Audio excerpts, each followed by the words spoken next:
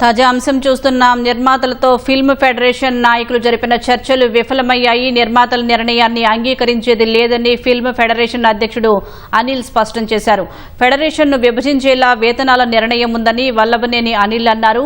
రోజువారీ వేతనాలు తీసుకునే 13 సంఘాలకు ఒకే విధంగా పెంచాలని ఫెడరేషన్ వాదించింది. నిర్మాతలు విధించిన 4 షరతులకు కూడా ఒప్పుకునేది లేదని తేల్చి చెప్పారు. యూనియన్ల ఐక్యతను దెబ్బతీసేలా నిర్మాతల నిర్ణయాలు ఉన్నాయని అసంతృప్తి వ్యక్తం చేశారు. ఆదివారం నుంచి ఆందోళనలను మరింత ఉధృతంగా నిర్వహిస్తామని ఫిల్మ్ ఫెడరేషన్ నాయకులు స్పష్టం చేశారు. మా చర్చలు మొత్తం కూడా విఫలం అయ్యాయని భావిస్తాము. చర్చలకని పిలిచారు, ఒక పర్సంటేజ్ విధానం చెప్పారు, కానీ దాన్ని అందరికీ ఇస్తే మేము అంగీకరిస్తామని చెప్పాం. కానీ వారు పర్సంటేజ్ ఇచ్చినట్టుగా ఇచ్చుకుంటూ ఫెడరేషన్ విభజించాలన్నట్టుగా పర్సంటేజ్ క్రియేట్ చేశారు. అది అసలు మేము ఒప్పుకోలేదు. తర్వాత మళ్ళా ఛాంబర్ ఎంత ప్రయత్నాలు చేసింది, అట్లా ఫెడరేషన్ని విడివిడిగా చేయడం కరెక్ట్ కాదని మేము ఒకటే చెప్పాము. మేము పర్సంటేజ్లు 30% అన్నదాన్ని మేము విభజించడానికి సిద్ధపడ్డాము. కానీ వారు ఫెడరేషన్లో కొన్ని యూనియన్లకి అసలు పెంచము, కొన్ని యూనియన్లకు పెంచుతాము అనే విధానం మాకు నచ్చక మేము దాన్ని ఒప్పుకోలేదు.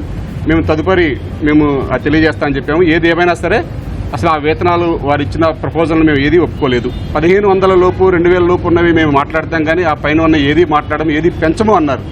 అట్లా ఒక యూనియన్ అన్నాక 13 యూనియన్లు డైలీ వేజెస్ యూనియన్స్ ఉంటాయండి. ఆ 13 డైలీ వేజెస్ యూనియన్కి సమానంగా పెంచాలని చెప్పాము. ఇక ఆ తర్వాత ఏమైనా ఎక్కువ తక్కువలు ఉంటే కనుక అది తర్వాత మళ్ళీ కూర్చొని మాట్లాడదామని చెప్పాము. కానీ దానికి వాళ్ళు అంగీకరించకుండా ఒక ఫిగర్ అనేది చెప్పుకుంటూ వెళ్ళిపోయారు. కానీ అక్కడ జరిగింది అయితే వేరు, ఇక్కడ మాట్లాడింది వేరు. ఆ వేతనాల పెంపు అనేది డైలీ వేజెస్ వర్కర్స్ అందరికీ ఒకే పర్సంటేజ్ ఉండాలి తప్ప వాళ్ళు ఫెడరేషన్లో ఉన్న కొన్ని యూనియన్లు విడగొట్టడానికి ఆ పర్సంటేజ్ విధానం అనేది బయట పెట్టారని చెప్పి మేము భావిస్తున్నాం. పాత కండిషన్లు యథావిధిగా ఉంటాయి. ఈ కొత్త వేతనాల దగ్గర ఆగిందండి. ఇప్పుడు వేతనాల పెంపు విషయంలోనే పర్సంటేజ్ విషయంలోనే ఆగింది తప్ప కండిషన్స్ అన్ని పాతవే.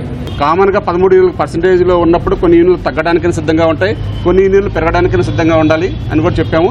దాన్ని బట్టి ఛాంబర్ వారికి ఇప్పుడు ఆ తర్వాత వారు వెళ్ళిన తర్వాత మేము ఇంకా ఛాంబర్ అధ్యక్షులు అన్ని వారు వివరంగా అడిగారు మమ్మల్ని. ఆ పర్సంటేజ్ అంతా కూడా వారికి వివరించడం జరిగింది. అసలు పర్సంటేజ్ విధానం కాకుండా యూనియన్లు విడగొట్టాలని చెప్పి వాళ్ళు ప్లాన్ చేస్తున్నారు. అది మాత్రం మేము ఒప్పుకోవట్లేదు. మేము ఛాంబర్ ద్వారానే వెళ్తాము. ఛాంబర్కి అది చెప్పాము. వారు సోమవారం మళ్ళీ తెలియజేస్తామని చెప్పారు. ఛాంబర్ అధ్యక్షులు వారు అంత కమిటీ చేసినట్టున్నారు. వారు చెప్తా అని చెప్పారు. మేమైతే క్లారిటీగా వారి తర్వాత చర్చల తర్వాత కూడా వారి పర్సంటేజ్ విధానం ఎలా అడిగితే ఒప్పుకుంటారంటే అది కూడా రాసిచ్చాము. అది కూడా నేను సోమవారం వారితో మాట్లాడి చెప్తా అన్నారు. ఆ పర్సంటేజ్ కనుక ఒప్పుకుంటే కనుక అందరికీ ఒక ఐక్యంగా ఉంటే కనుక అందరికీ ఆమోదయోగ్యంగా ఉండే పర్సంటేజ్ ఉంటే కనుక తప్పనిసరిగా మేము తగ్గడానికి కూడా సిద్ధంగా ఉన్నామని చెప్పడం జరిగింది.